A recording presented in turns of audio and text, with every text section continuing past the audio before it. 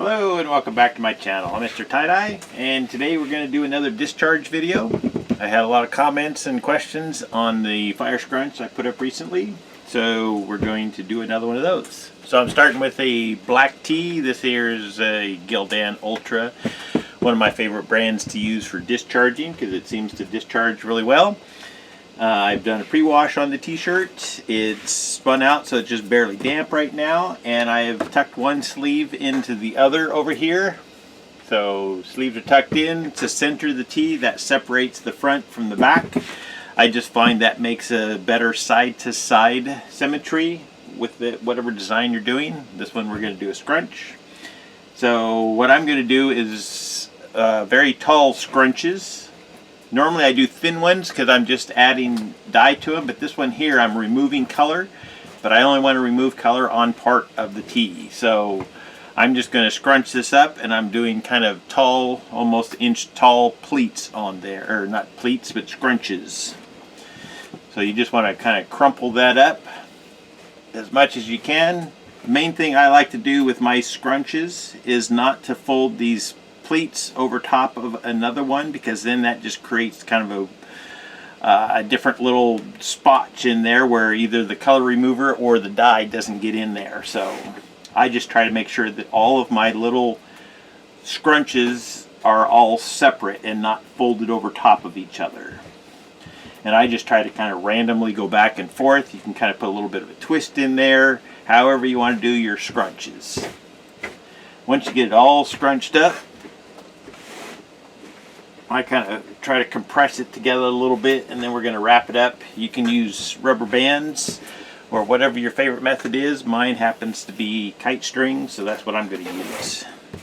I do have a video on how I use the kite string, and there will be a link in the description box below this video.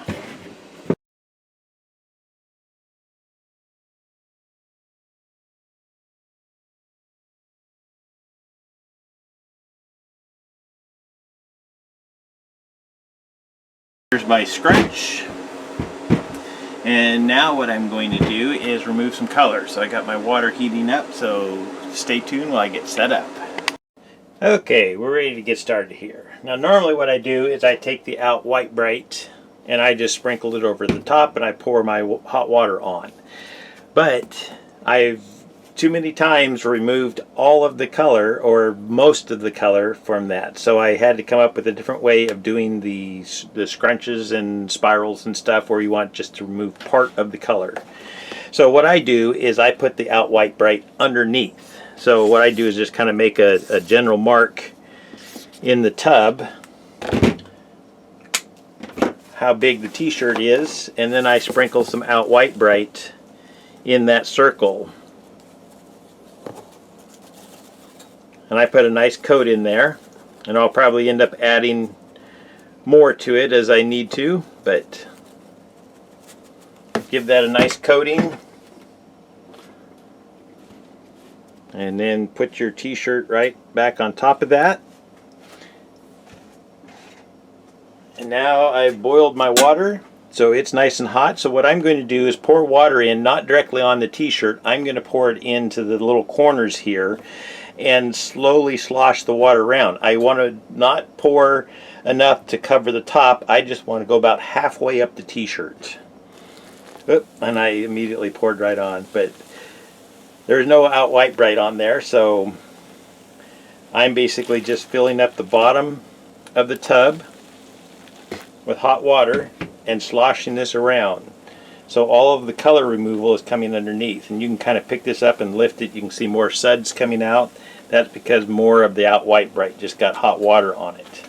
So the chemical reaction is happening. So I'll just pour a little bit more so I have enough hot water to cover about half of the t-shirt in there. And I can see over here on the different edges the color is coming out, but it's not coming out of the top part because that's not submerged under the water. So I usually will just swish this around for a couple minutes, and you can kind of take a peek, pick this up. Just be careful not to slosh it too much, but you can see, yeah, the color's coming out nicely. So I'm just going to put that back down in there. so I can get some more color out.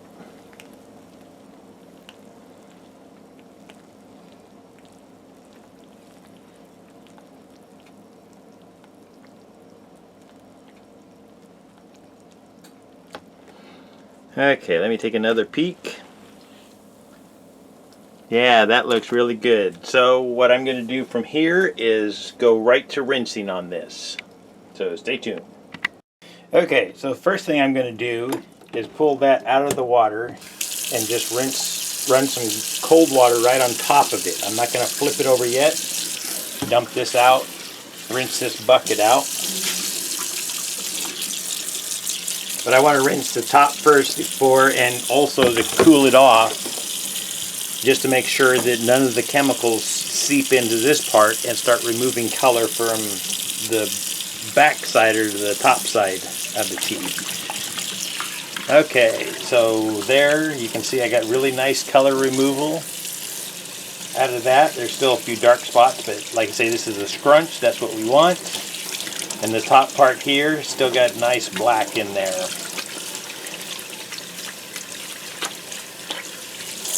Okay.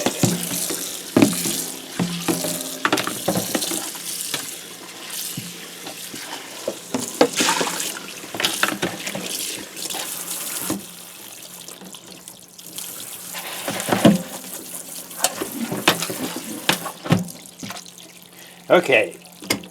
So one of the things that I've started doing to kind of speed this up, you can just soak this and keep changing the water as more yellow comes out. You can see that in there, I think. Yeah, you can see the yellow, the brown. So you can just keep changing your water here. I usually put hot water because that encourages more of the chemicals to come out. But the other thing you can do is put this into your washing machine.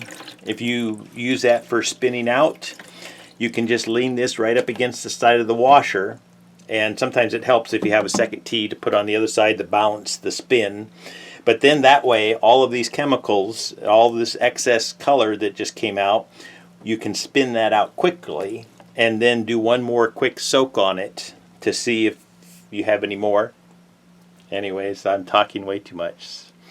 I'm going to go spin this out, and then we're going to let this dry a little bit and then dye it.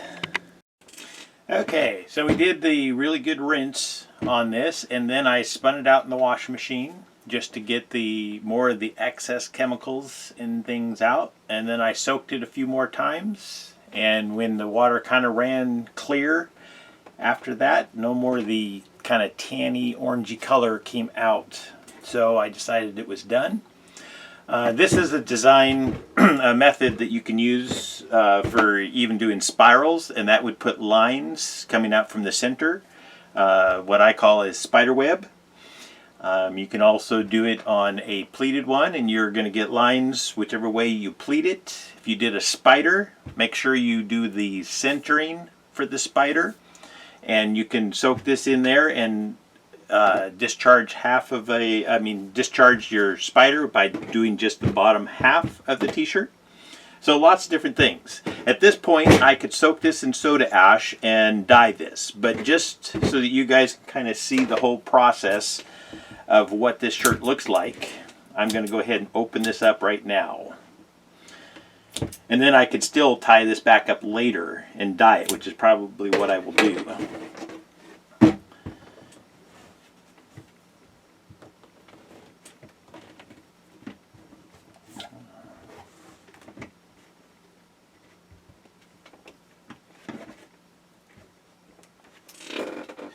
Okay, so let's flip this over, and then we can kind of open this up, and you can see the white in there through the black.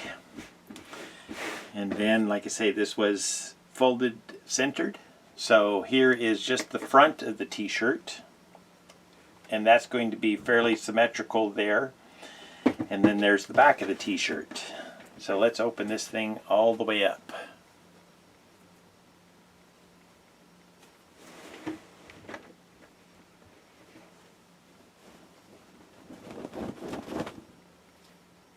Oh yeah, that one turned out really nice. I like this nice symmetrical stuff down here. That's a nice thing whenever you fold something in half.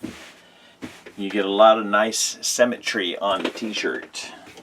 So, like I say, this is one now that, since I have it all the way open, I'm going to go ahead and wash it. But I could have, while it was still tied, just soaked it in soda ash, or I could have even ice dyed it. Put the dye powder with soda ash mixed in with it.